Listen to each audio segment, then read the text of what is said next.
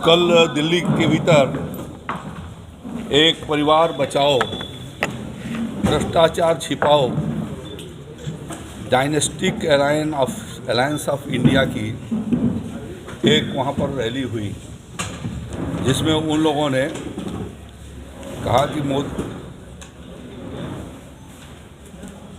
मोदी हटाओ। मोदी जी कहते हैं कि भ्रष्टाचार हटाओ, और वो भ्रष्टाचारी लोग कहते हैं कि मोदी हटाओ। तो यह जनता जान सके कि इन लोगों ने किस तरीके से सब पारिवारिक पार्टियों ने जो आज भ्रष्टाचार में आकंठ डूबने की वजह से उनके खिलाफ वैधानिक जो कार्रवाइयाँ हो रही हैं और विभिन्न जांच एजेंसियों के माध्यम से उनके घोटालों की तस्वीर सामने आई हुई है, उससे बचने के लिए कल उन लोगों ने एक रैली दिल्ली में किया था। मैं ये साफ कर दूं कि प्रधानमंत्री जी ने 2014 में ही प्रधानमंत्री बनने के बाद कहा था कि न खाएंगे न खाने देंगे। तो आज उन लोगों को परेशानी है जिन लोगों ने खाया था अब खाने नहीं पा रहे हैं, और जो खाया था उसको जब जांच एजेंसियों के द्वारा जब तथ्य निकलते हैं और जब उनसे रिकवरी के आदेश होते हैं तो अपने बचाव के लिए वो लोग इस प्रकार के रैलियों का आयोजन करते हैं। और एक तरीके से चोर चोर मौसेरे भाई ये कल दिल्ली में दिखलाई वहाँ पर दिए थे। तो उसमें से कुछ आम आदमी पार्टी ने कहा था कि हम अरविंद केजरीवाल के समर्थन में ये रैली आयोजित कर रहे हैं, जो उनके गिरफ्तारी के विरोध में समर्थन के लिए कर रहे हैं। कांग्रेस पार्टी ने कहा यह किसी व्यक्ति के समर्थन की नहीं बल्कि गठबंधन की रैली है, यानी जितने सामूहिक रूप से जिन लोगों ने भ्रष्टाचार किया है वह सब इकट्ठा हैं, और जिसका नेतृत्व कांग्रेस पार्टी कर रही है उस हेडेड बाय कांग्रेस पार्टी ऐसे भ्रष्ट लोगों का वह गठबंधन किया है।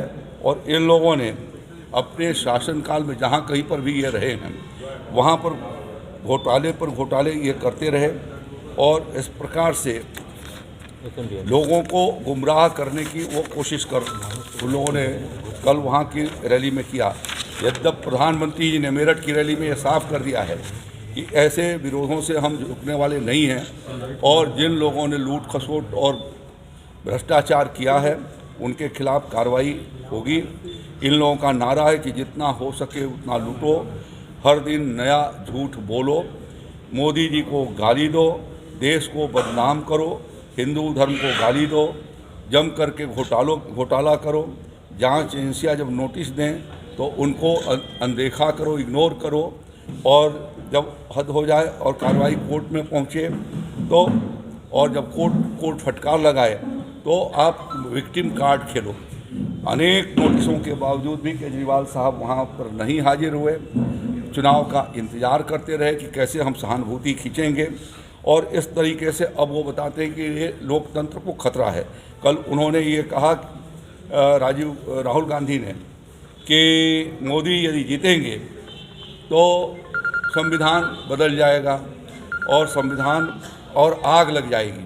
तो जब कभी भी राष्ट्रीय हितों का सवाल होता है तो वो आग लगाने की बात जरूर कहते हैं। कांग्रेस पार्टी ने खुद 1984 में इंदिरा जी के मरने के बाद पूरे देश भर में आग लगवाई, लोगों के मकानात फूके, लोगों के घर जलाए, सिख भाइयों के संपत्ति को तबाह किया। तो हमेशा उन लोगों ने आग लगाई। सन 75 में खुद इमरजेंसी लगा करके कानून के द्वारा दिए गए फैसले को कैसे निष्प्रभावी कर दिया जाए, इलाहाबाद हाई कोर्ट के जजमेंट को, और देश के ऊपर उन्होंने आपातकाल थोपा। जगमोहन लाल सिन्हा जी के जजमेंट सबके सामने हैं, जिसके बाद देश के भीतर इमरजेंसी लगाई गई, सारे लोगों के कानूनी अधिकार सस्पेंड कर दिए गए, संवैधानिक अधिकार उन्होंने ख़त्म किया, पूरे देश को कारागार के रूप में उन्होंने बदल दिया। तो वो उसी तरीके का जो वो करते आए हैं, आज वो उनके दिमाग में वो कल्पनाएं याद आती हैं तो कहते हैं कि ये तानाशाही होगी। भारतीय जनता पार्टी लोकतंत्र में आस्था रखती है। आज भारत के 17 राज्यों में एनडीए की सरकार, भारतीय जनता पार्टी के नेतृत्व में एनडीए की सरकार है। देश की पार्लियामेंट में हम सबसे बड़ी संख्या के भीतर लोकसभा में हैं, राज्यसभा के भीतर हैं, विधानसभाओं के भीतर हैं और 125 से ज़्यादा महापालिकाओं के भीतर भारतीय जनता पार्टी के नेतृत्व में आज जो है वहाँ की स्थानीय सरकार है।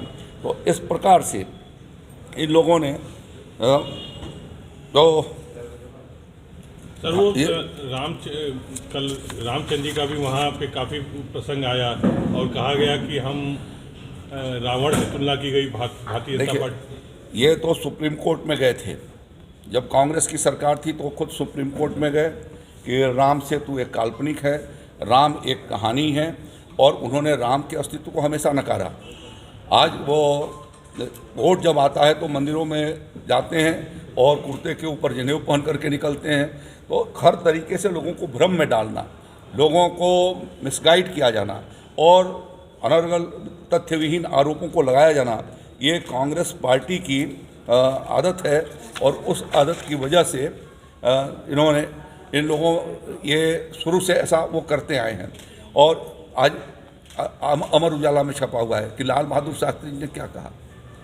एक अमर उजाला का जब संपादकीय का पेज देखेंगे तो उसके बगल में कि कुलदीप नैयर जब वो निर्विभागीय मंत्री इंदिरा जी के मंत्रिमंडल नेहरू जी के मंत्रिमंडल में थे तो उन्होंने कहा कि नैयर साहब ने कहा कि आप तो नेहरू जी के उत्तराधिकारी हैं।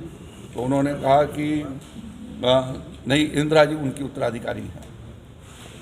तो वो तो परिस्थिति जन उन्होंने किसी तरीके से लाल बहादुर, ये परिवारवाद की जो पार्टी है वो अपने अलावा कभी किसी को देखती नहीं रही है और जितनी परिवारवादी पार्टियां हैं और व्यक्तिवादी पार्टियां हैं वो सब कल के उस जो गठबंधन का जो कल उन्होंने किया, डायनेस्टिक अलायंस ऑफ इंडिया गठबंधन एक तरीके से समझिए ईडी, तो उन्होंने वहाँ पर ये सारे उसके भीतर इकट्ठा थे। सोनिया जी तो संबोधन नहीं की लेकिन राहुल जी को उनको प्रधानमंत्री बनाने का उन्होंने तय कर रखा है कि राहुल को हम प्रधानमंत्री बनाएंगे, भले कांग्रेस का मिट हो जाए। शरद पवार जी अपनी बेटी को मुख्यमंत्री बनाना चाहते हैं, लालू जी तेजस्वी यादव को मुख्यमंत्री बनाना चाहते हैं और ममता जी का लक्ष्य अपने भाई को सीएम बनाना है। यद्यप कल वो रैली से अपना किनारा रखे रहीं और मुलायम सिंह जी ने अखिलेश यादव जी को ही अपना उत्तराधिकारी बनाया। भाई जो उनके बहुत पहले से उनके सहयोगी के रूप में कार्य कर रहे थे उनको अलग हटा करके, यानी इतना इंडिविजुअल जो अप्रोच रहा है वो लोग कभी देश का भला नहीं कर सकते हैं। ये लोग बेटियों के लिए काम करने वाली ये पार्टियां हैं, न कि उनके भीतर भारत का हित या राष्ट्र का हित उसके भीतर नहीं लगा हुआ है। परिवारवाद तो भाजपा को भी आरोप लगता है, एनडीए को लगता है, संजय निषाद की पार्टी है, ओमप्रकाश भाई देखिए, चिराग पासवान की भारतीय जनता पार्टी का कोई अध्यक्ष विरासत पारंपरिक ढंग से नहीं बना है, एनडीए में तो है, हर कहीं नहीं हुए हैं। किसी भी राज्य के